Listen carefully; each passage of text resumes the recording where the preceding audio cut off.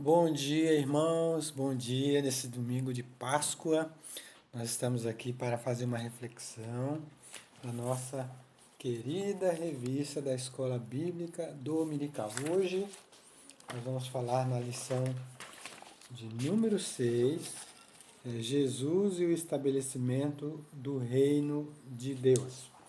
Para tanto, nós vamos ter como base três textos bíblicos. O primeiro dele é em Mateus capítulo 12, 4, de versos 12 a 25, depois Marcos 1, 21 e depois Marcos capítulo 2.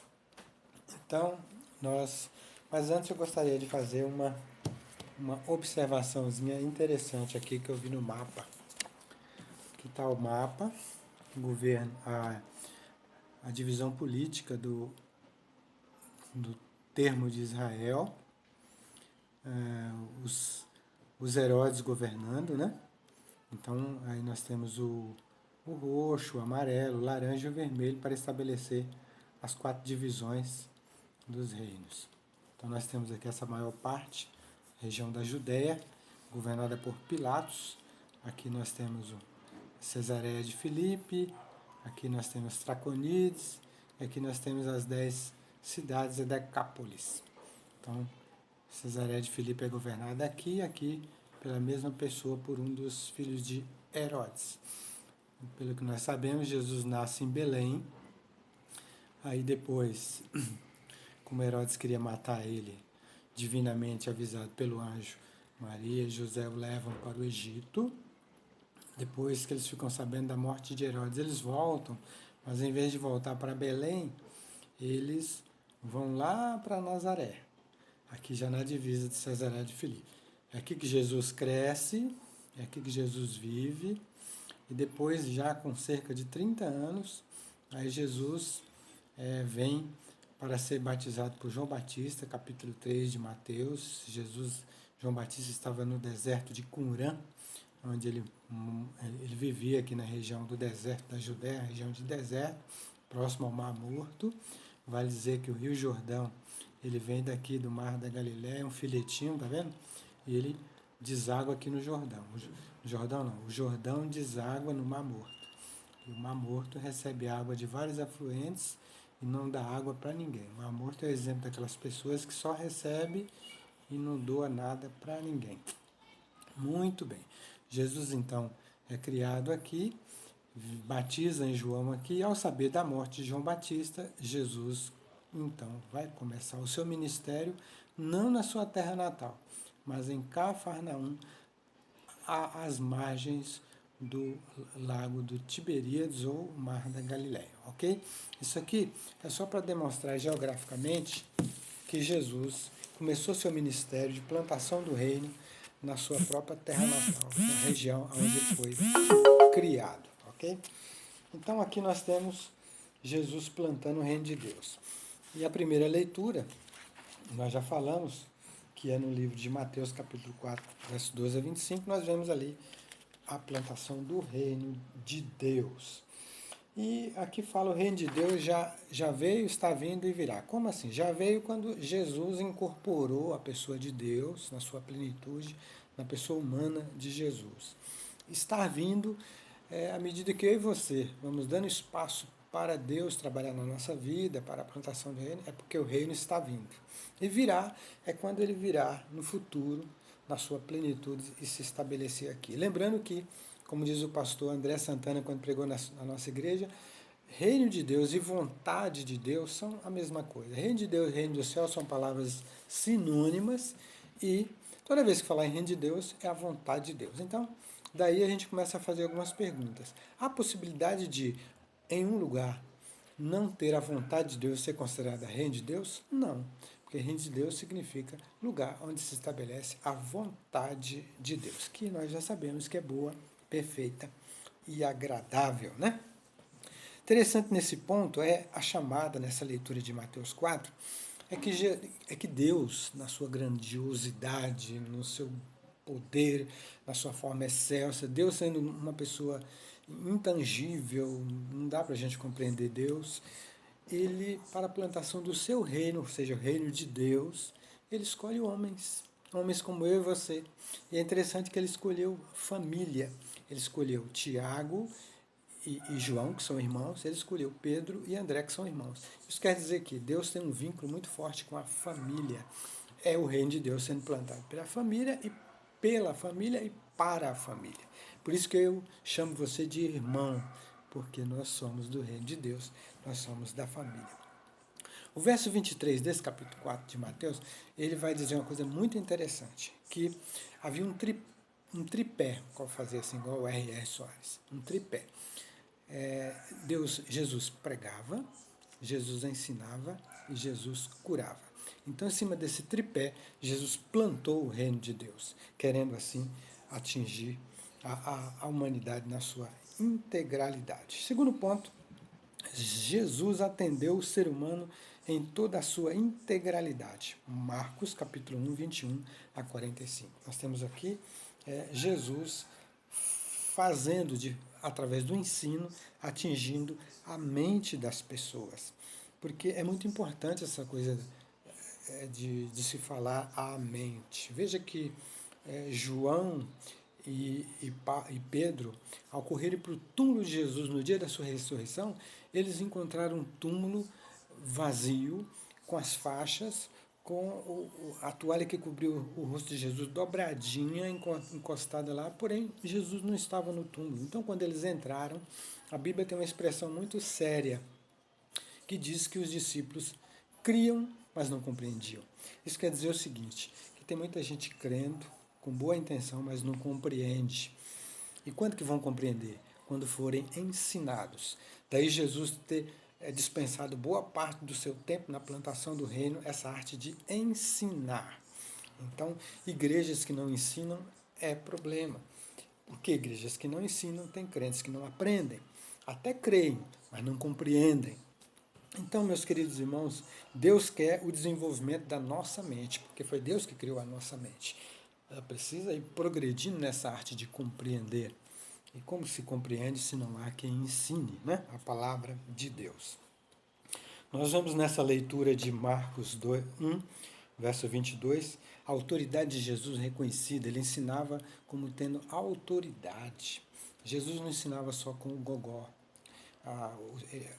Os judeus estavam fartos daquela coisa do rabino conhecer de cor a letra que mata, mas não vivia, não tinha o ensinamento de forma vívida como Jesus tinha. Ele ensinava, ele expulsava demônio, ele mandava o coxo levantar, ele curava, ele arrancou a febre da sogra de Pedro, enfim, ele tinha autoridade sobre os espíritos do demônio também.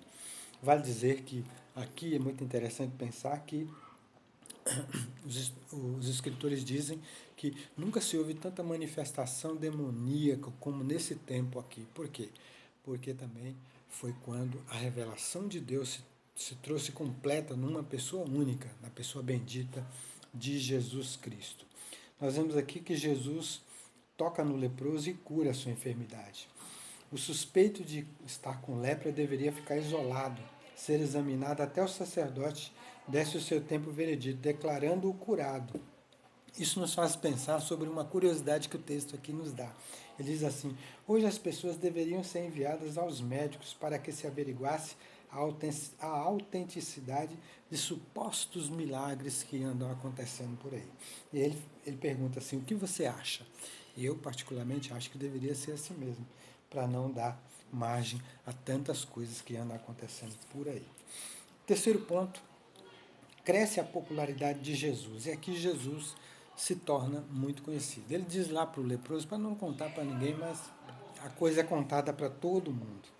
E daí, meus irmãos, com essa popularidade de Jesus, amontoam-se pessoas. Jesus, para poder encontrar um espaço vazio para orar, ficou muito difícil. Então, ele é procurado por inúmeras pessoas. Nesse caso aqui, Jesus, ele é introduzido um homem sobre o teto da casa, porque a casa estava repleta de pessoas, não cabia nem na porta. Então, é introduzido um homem doente, paralítico, para Jesus curar. Jesus admira a fé dos 4 amigos E então Jesus não só cura a sua enfermidade, mas Jesus perdoa o pecado. Jesus perdoa o pecado daquele rapaz. E aí começa-se uma grande discussão de que Jesus, ele poderia fazer muitas coisas boas, ele só não poderia perdoar pecado. E aí é onde há o confronto da nossa pregação e a plantação do reino. Que a plantação do reino, desde o começo, ela não foi fácil. Começou com a prisão e morte de João Batista, começou com um grande embate de Jesus e Satanás no deserto, após jejuar, antes de ser batizado, ou após ser batizado. E aí não foi fácil a plantação, como não é para nós hoje. No mundo espiritual há uma guerra muito grande para que se plante o reino de Deus. Nós não vamos encontrar um caminho propício, nós vamos encontrar muita batalha, mas deveremos permanecer firmes, assim como Jesus foi. Então, enquanto Jesus estava fazendo bem para o povo, estava tudo certo. Mas sempre há aqueles pesquisadores, aqueles investigadores de plantão que ficavam querendo acusar Jesus, no caso aqui os fariseus e saduceus. Então eles procuram em Jesus uma falha, e ele supostamente encontra aqui quando Jesus perdoa o pecado do paralítico. Estaria Jesus dizendo que a cura física estaria dependente de que o indivíduo era pecador e por isso ele estava é, paralítico? De forma nenhuma. Jesus, em João 9, 23, ele diz que não é porque o pai pecou, a mãe pecou, o filho pecou, o ancestral pecou, a pessoa deva nascer com enfermidade. Mas tudo se revela para que a glória de Deus seja manifestada. Então, baseado nesse ensino, nós não podemos dizer que Jesus atrelou aqui o perdão do pecado à cura. Na verdade, Jesus estava dizendo, e este é o argumento mais eficiente, que se pode combater a ideia de que Jesus foi um ser iluminado de grandes virtudes morais e espirituais, mas não era Deus. Então, meus irmãos, tem pessoas hoje que pensam assim, admira Jesus, a história de Jesus, o fato de Jesus ter marcado a história entre antes de Cristo e depois de Cristo, vê Jesus como profeta, mas quando se diz que Jesus é Deus, essas pessoas refutam a ideia. Para nós cristãos, Jesus é Deus, porque Deus realmente tem condições de perdoar pecados. Nesse caso aqui, Jesus pergunta para eles, qual é mais fácil? Dizer para eles, levanta, toma a tua cama e anda, ou perdoados estão os teus pecados? É óbvio que dizer que os pecados estão perdoados é mais fácil dizer, mas Jesus manda ele levantar, tomar sua cama e andar, ficando claro que ele tinha poder sobre todas as coisas e, portanto, ele poderia perdoar os pecados. Meus queridos irmãos, vimos nesse estudo o começo do ministério de Jesus na Galiléia, onde ele passou a maior parte de sua vida. Nesta terra está o mar do Tiberíades, ou o mar da Galiléia, como nós vimos ali, cenário de muitos acontecimentos de sua vida ministerial. Ali ele proferiu o Sermão do Monte e muitos outros ensinos. Ali estão as cidades de Cafarnaum, Nazaré, Betsaida, Naim, onde fatos importantes aconteceram. Jesus começou o seu ministério dizendo que o reino de Deus havia chegado. A sua vida, acompanhada de todos os seus sinais e também o seu ensino, atestava para isso. Meus queridos irmãos, eu espero ter sido útil nesses 15 minutos, porque é o tempo que a gente dispõe, os nossos recursos aqui não são tão bons, mas que Deus possa ter lhes ensinado e aprendido nesse momento em que Jesus estabelece o seu reino aqui na terra, começando pelo norte da Palestina, na cidade de Nazaré, onde ele cresceu, onde ele viveu e onde ele iniciou grandes prodígios. Nesse domingo também nós vamos ouvir uma palavra do pastor Geonilson a respeito da Páscoa, porque Páscoa é dia de alegria, Páscoa nos lembra libertação, Páscoa nos lembra momento de vitória e de alegria, porque sexta-feira, onde Jesus morreu, foi dia de morte, sábado também foi dia de morte, mas graças a Deus que o domingo chegou e Jesus ressuscitou. Por isso estamos felizes. É a nossa mensagem de alegria para todos vocês neste domingo. Deus abençoe a cada um de vocês. Deus conceda-lhes da sua graça e derrame sobre cada um de vocês o seu poder. Muito obrigado. Deus abençoe a todos.